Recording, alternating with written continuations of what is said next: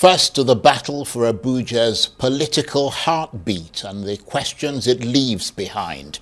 The Abuja Municipal Area Council, or Amac, election was widely seen as the crown jewel of the FCT polls, a high-stakes contest with national implications. At the center of it stood the opposition ADC's Dr. Paul Moses Ogidi, carrying the hopes of the opposition and riding a wave of visible grassroots energy. But when the votes were counted, it was the incumbent Christopher Michaelangu of the APC who emerged victorious, holding firm in what many now describe as a fiercely contested race. So what really happened in Amac? Was this a case of incumbency advantage proving decisive, or did the opposition overestimate its momentum? Did the process reflect the will of the voters, or are there questions that still need answering? Was this defeat or a disrupted victory? Well, let's speak now directly to one of the people at the center of that contest, Dr. Paul Moses Ogidi of the ADC Opposition Coalition, who ran for the chairmanship of the Abuja Municipal Area Council, or Amac, and lost. And Dr. Paul Moses joins me now in the studio. Thank you very much indeed for coming in. Thank you, Charles. Do you accept this result as a fair reflection of the will of the people, or is it your sense that this election was compromise? Because, I mean, you ran a high-energy campaign and built visible grassroots support, and I'm wondering where exactly things fell apart for you on election day. You know, this is why this particular elections that we just concluded will be a defining moment in the democratic journey for Nigeria. Not because it reflects the will of the people, but because it exposes that obstacle that clogs, that hangs in the way of the will of the people. You know, I came into this particular race and journey, you know, hoping that, believing in democracy, believing in the resilience of the will of the people in Abuja, believing that especially with the change in the INEC, you know, that there was going to be something different, you know. That was the leadership of INEC. Yes, in the leadership of INEC. So I was hoping for something new. Charles, by 3 p.m., I already won the elections across board. The results, you know, were already there. And then magic began to happen.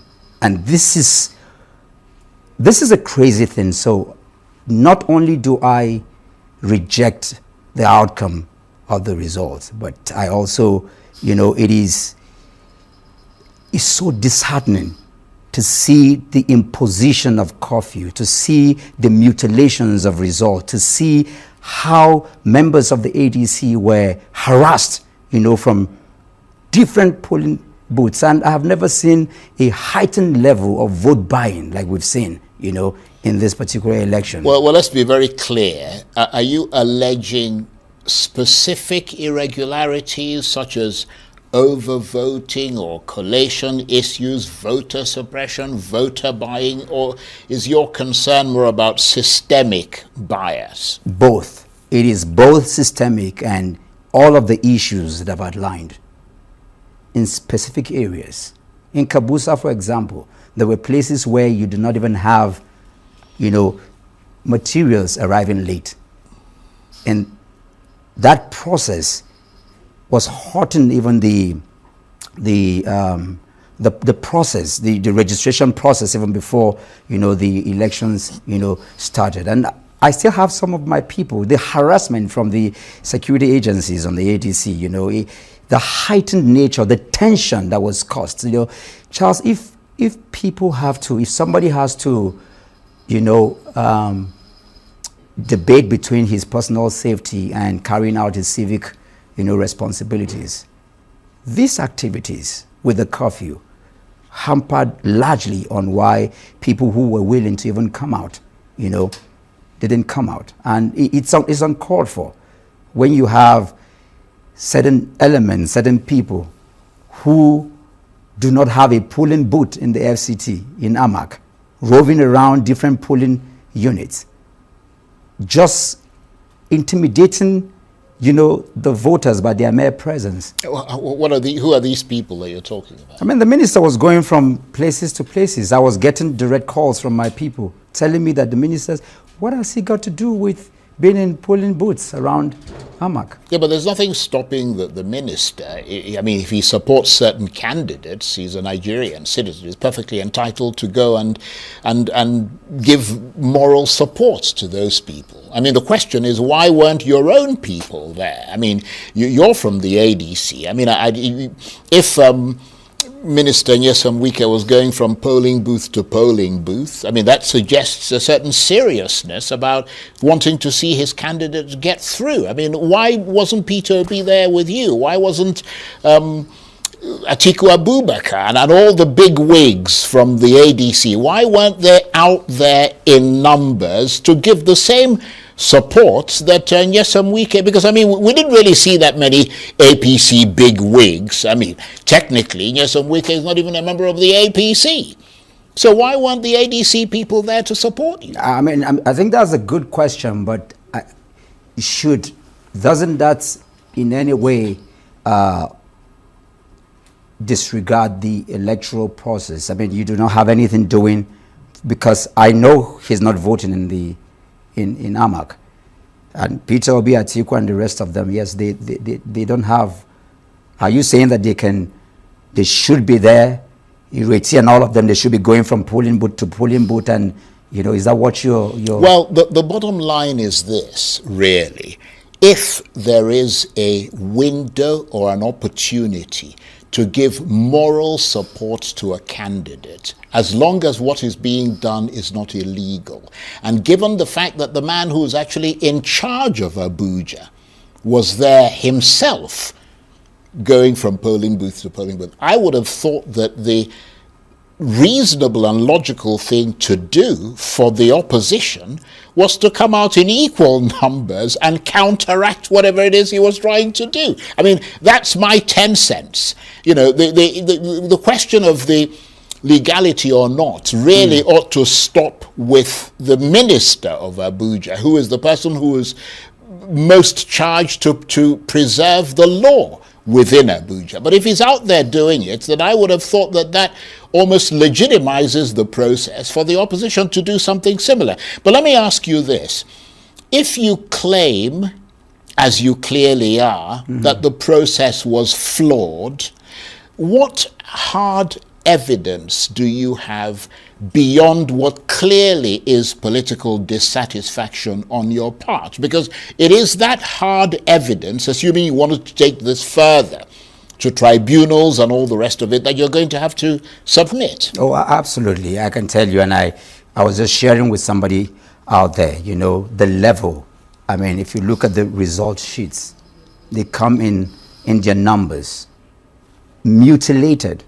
Results sheets, we even have results sheets that were written days before the elections. I mean, Charles, is that bad?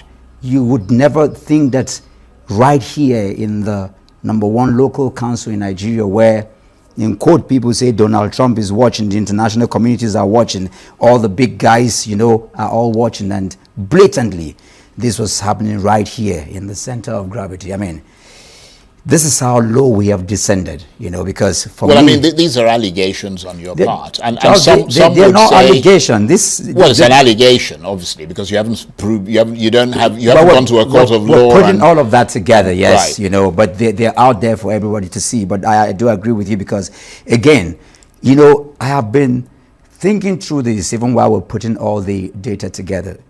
Charles, go to court. Who owns the court? The same people who mutilated, the same people who put the curfew, the same people. So where does that leave ordinary citizens? Charles, it was really so sad because this is you. Yesterday, I had to go visit the family of Musa Abubakar, one of those who stood in line for me in Gwagwa in the polling unit. He was killed. I have to put his son on this scholarship. I was almost in tears. Why was he killed? Because he stood his ground over mutilation of results. I have people who have been brutalized, beaten right here. Right, and you have evidence of that. Absolutely. Well, then are you going to a tribunal? No, I'm calling on the authorities to ensure that, first of all, because this is the will of the people being trampled upon. I have had to go through, there is no market, there is no street, there is no community. I've gone through the whole of Amac almost every other day to ensure that I raise the consciousness of the people where this is concerned, because elections, democracy is the heartbeat of the people. It's not just what happens. It's not just about the results that are being declared.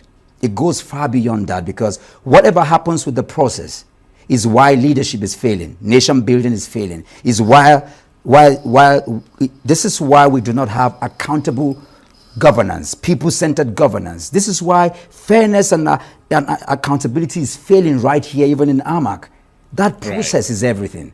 And what is your assessment of the role of INEC? Was it an impartial umpire in your assessment, or a compromised referee? I feel deeply saddened even by this question, because when I came into this race, I was expecting something completely different. At least I was expecting that INEC would do the right thing for the first time, to just show.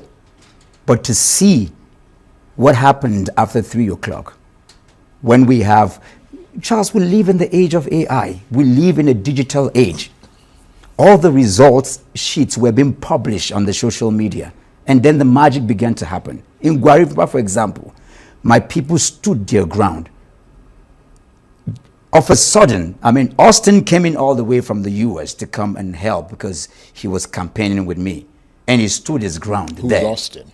One of those who supporting and helping to see that we have a very good campaign. I'm mentioning specific names and giving specific location, so that it is not just my word against the people. Over 17 police people just ran into that place and are saying that commander said we should come and carry this in, and they said no. The result must be announced. And of course, guess what? 10 o'clock, 11 o'clock, 1 o'clock.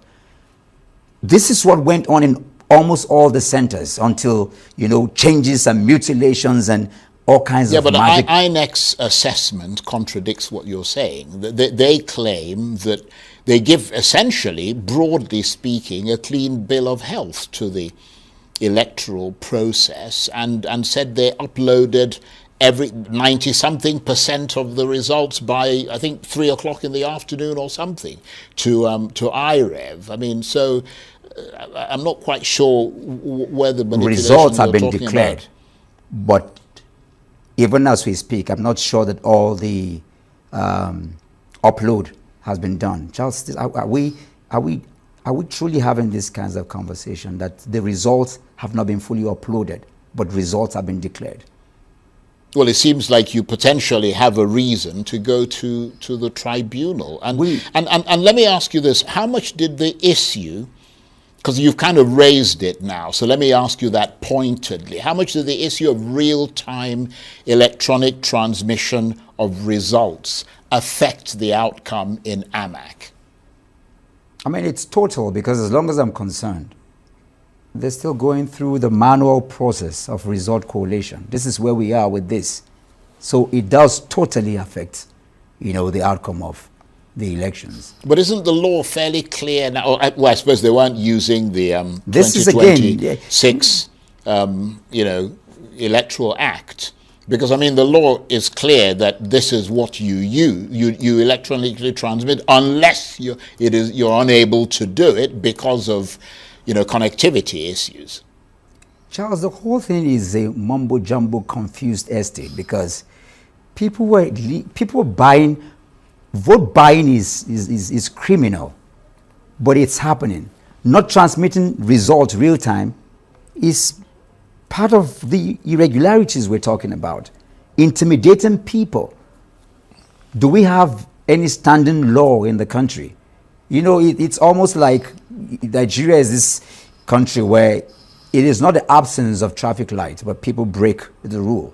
This is exactly what we are seeing here, blatantly. So your contention, just to be ineluctably clear, is that you lost this election because of the sheer weight of state power against you and the opposition. Absolutely, with everything that I've outlined.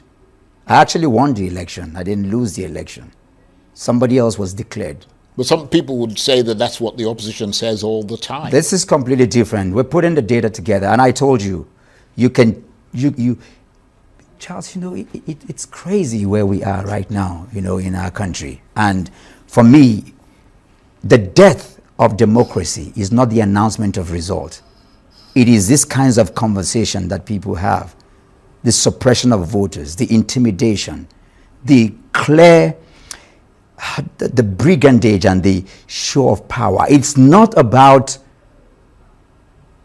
education. It's not about who can do the job. It's not about healthcare. It's not about the will of the people. It's just some show of power. It's so disheartening. This is why we ain't moving forward as a people. And I see this very clearly. I mean, I haven't been able to sleep because people have been crying. People voted for me. And here we are saying it's opposition versus, it's this game that we play in this country with the will of the people, with market women, with things not working, with the real people on the street.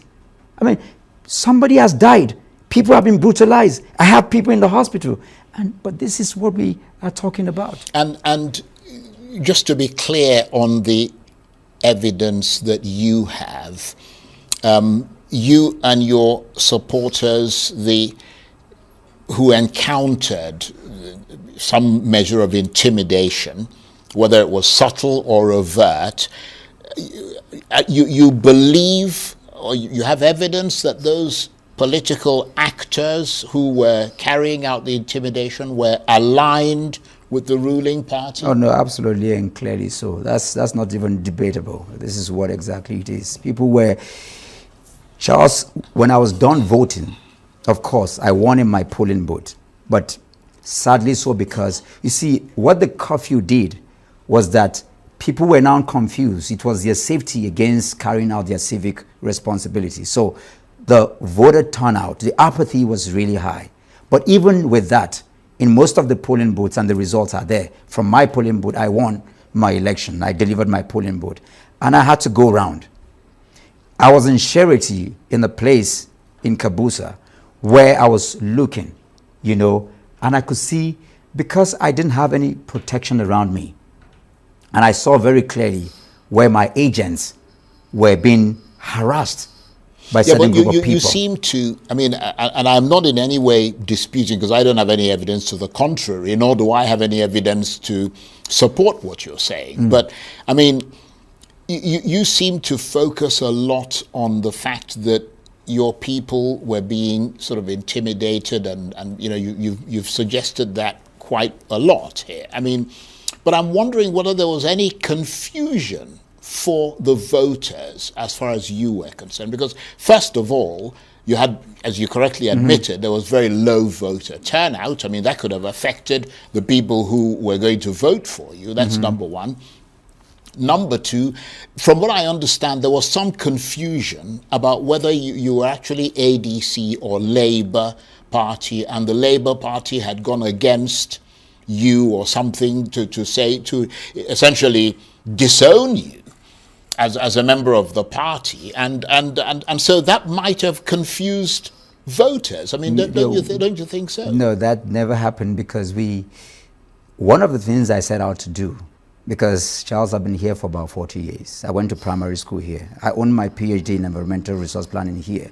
And I say with a very big badge of honor, even when we hold interaction in Oxford, everywhere, I'm quick to remind people not to be carried away by my eloquence or my, the ability to be able to express my ideas, that all my schooling was done locally. And that's why in the last 6-7 months, it was very growling, hard campaigns to show that it is important that somebody who is deeply rooted here and somebody who is well-traveled, because I've been in places comparable to Amac, from DC to New York to London. I know what it is to have safety. I know what it is to have an open system governance. And so, looking through the years, I know that it is time to have somebody who would lead this most important geographical space, regardless of party. So I pushed it really hard. The campaigns were beyond just, for the first time, people have called me from all over the world to say that something is happening here. Charles, this is the first time in the history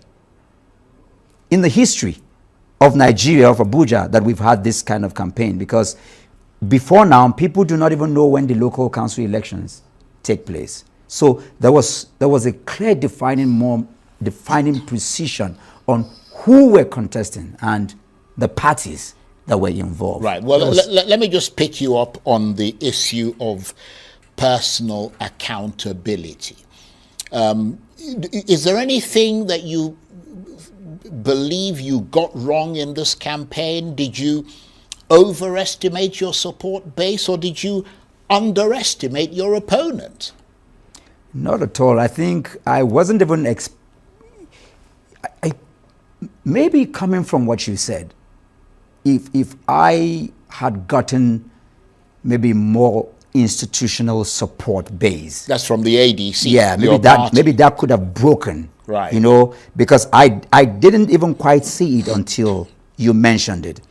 If we had a Peter Obi in my polling booth, we have an Atiku Abubakar in another polling booth, we have an El-Rufai in it would have Karshi. balanced, that would have given some kind of counterbalanced the presence of absolutely the minister of Abuja. So maybe looking back, that would have given. But in terms of presence, in terms of who was the best of candidacy, in terms of who carried out the best of campaign, Charles, there was no comparison.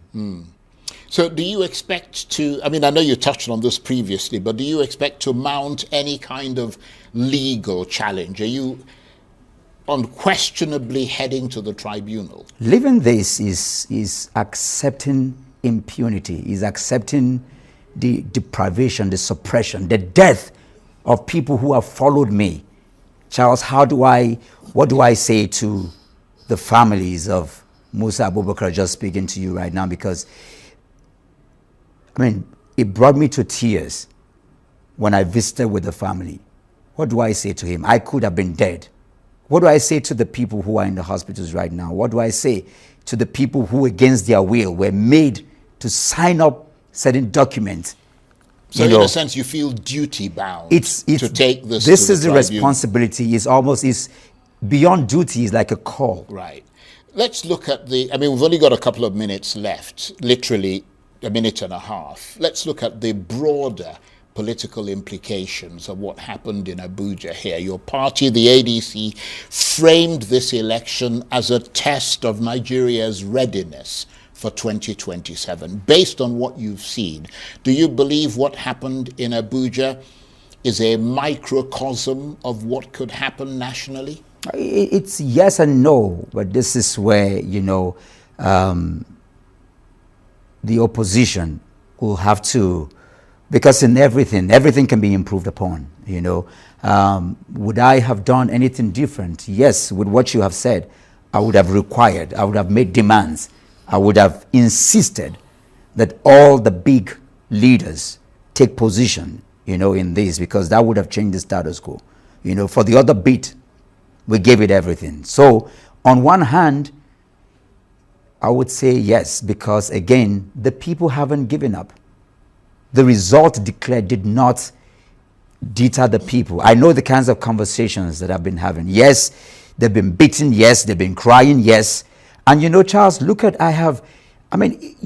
because a nation is not built by just one cycle of election. It will take people relentlessly, pushing against the grain. It took over 80 years before Martin Luther King was killed, with workings and struggles of the civil rights movement. It took over 80 years before Mandela became, the president of Southern Africa. I had an opportunity to sit South Africa.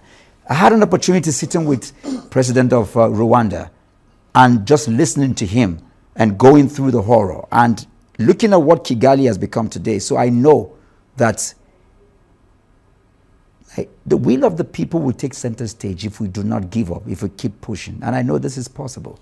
Right. Okay. On that note, I want to thank you very much indeed for coming in. Dr. Paul Moses is of the ADC opposition coalition. He ran for the chairmanship of the Abuja Municipal Area Council, or Amac, and he lost. Dr. Moses, thank you very much indeed. Thank you. And thank you for coming in. Always.